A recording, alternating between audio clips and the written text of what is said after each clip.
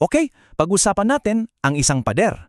Pero hindi ito ordinaryong pader. Ito yung pader na halos libu-libong taon ang nakatayo. Isang pader na naghihiwalay sa mga tao. At ngayong, sa Gawa Kabanata 10, makikita natin kung paano ito winasak mismo ng Diyos. Naitanong nyo na ba to sa sarili nyo? Yung tipong, bakit ganun? Puno tayo ng passion, ng mga programa, ng mga gawain sa simbahan, pero parang yung tunay na pagbabago sa bansa natin, mailap pa rin? Well, baka naman, tulad ng unang simbahan, may isang hindi nakikitang pader na nakaharang. Isang pader na gawa sa sarili nating mga tradisyon at limitadong pag-iisip na tanging ang espiritu lang ang kayang magpabagsak. So, paano ba nagsimula ang lahat ng ito? Nagsimula pala sa dalawang panalangin sa isang Diyos. Dito natin masasaksihan ang isang banal na intervensyon na sabay na nangyari sa dalawang lugar, sa Caesarea at sa Joppa. Tingnan natin yung dalawang bida sa kwento. Dalawang tao na magkaiba ang mundo pero isa pala ang tadhana. Sa isang corner, andyan si Cornelio. Isipin nyo, isang Roman centurion. God-fearing siya, bukas palad, pero sa mata ng mga Hudyo, isa siyang outsider. Sa kabilang corner naman, si Pedro. Isang apostol, leader ng simbahan. Siya yung insider, di ba? Pero may isang bagay na pareho sa kanila. Pareho silang mga taong palaging nananalangin. At dyan mismo magsisimula ang lahat. Grabe no? Pakinggan nyo to. Sabi ng anghel, Cornelio, ang iyong mga panalangin ay umabot na sa Diyos. Hindi lang yan basta narinig. Ang sabi pa, bilang isang handog na naaalala niya. Wow, ibig sabihin, yung pagbagsak ng pader, hindi nagsimula sa isang grand strategy ng simbahan. Nagsimula ito sa isang tapat na panalangin ng isang outsider na kumuha ng atensyon ng langit. At habang yun ang nangyayari kay Cornelio, anong ginagawa ni Pedro? Ayun, samantala sa Joppa, umakyat si Pedro sa bubungan upang manalangin. Nakikita niyo ba yung pattern? Pareho silang nasa pwesto ng panalangin. Pareho nilang inilalagay ang sarili nila sa posisyon para makarinig mula sa Diyos.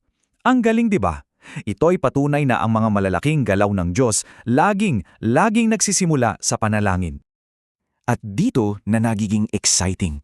Kasi habang nananalangin si Pedro, may ipapakita sa kanya ang Diyos. Isang bagay na yayanig sa buong pagkatao niya.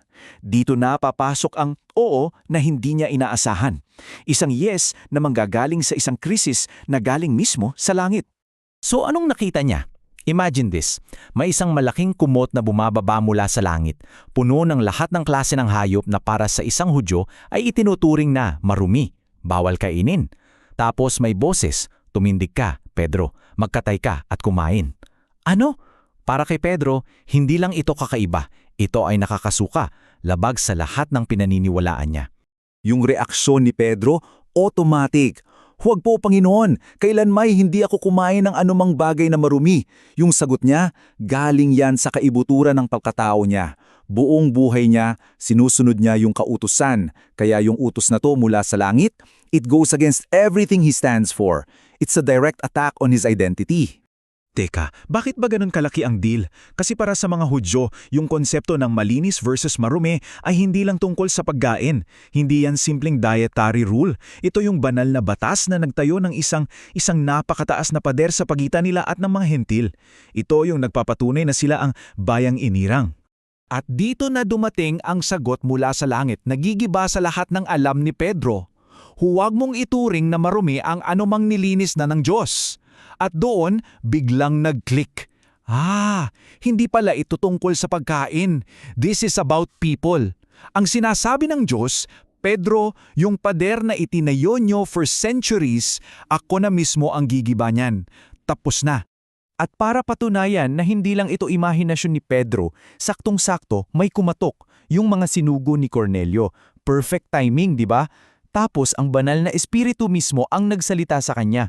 Huwag kang mag-atubiling sumama sa kanila sapagkat ako ang nagsugo sa kanila. Wow! Mula sa isang nakakalitong pangitain, ngayon may malinaw na utos. Dito na magiging aksyon ang teorya. So ayan na. Dito na natin masasaksihan kung paano ang isang simpleng hakbang ng pagsunod ay magbubukas ng pinto para sa isang napakalakas na pagbuhos ng espiritu. Dito napapasok ang langit sa isang tahanan ng isang tagalabas. Can you picture the scene? Si Pedro, nakatayo sa loob ng bahay ng isang hentil, isang bagay na totally bawal sa batas niya.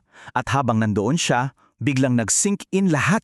Doon niya sinabi, "Ipinakita sa akin ng Diyos na hindi ko dapat ituring ang sinumang tao na marumi." Yun yung aha moment niya. Habang nagsasalita siya, dinedeclare niya na yung pader, wala na, wasak na. At anong ginawa niya? Sa harap ng pamilya ni Cornelio, mga hentil na uhaw makinig, nagsimula siyang mag-share ng ebanghelyo. Hindi yung komplikadong sermon, kundi yung simple pero powerful na katotohanan tungkol kay Jesus. At ito yung pinaka-core ng mensahe niya. Ang lahat ng sumasampalataya sa kanya ay tatanggap ng kapatawaran sa mga kasalanan sa pamamagitan ng kanyang pangalan. Iyan ang susi, hindi ang pagiging Hudyo, hindi ang pagsunod sa napakaraming batas, kundi simpleng pananampalataya sa pangalan ni Jesus. Iyan ang mensaheng nagbukas ng pinto para sa lahat. At habang nagsasalita pa si Pedro, sa kalagitnaan pa lang ng sermon niya, may nangyaring hindi inaasahan. Isang banal na panggugulo, kumbaga, bigla. Pakinggan niyo to. Habang nagsasalita pa si Pedro ng mga salitang ito, bumaba ang banal na espiritu sa lahat ng nakarinig ng mensahe. Hindi na hinintay ng espiritu na matapos si Pedro. Walang altar call, walang ritual. Nung narinig lang nila yung salita at sumampalataya sila, boom! Bumaba ang espiritu. Patunay na yung pangako para talaga sa lahat. So anong resulta? Ayun! Bumagsak ang pader! Biglang nagsalita ng ibang wika ang mga hentil, nagpuri sa Diyos. Siyempre, yung mga kasamang Hudyo ni Pedro, gulat na gulat. Paanong nangyari to? Yung regalo ng Holy Spirit, ibinuhos sa lahat.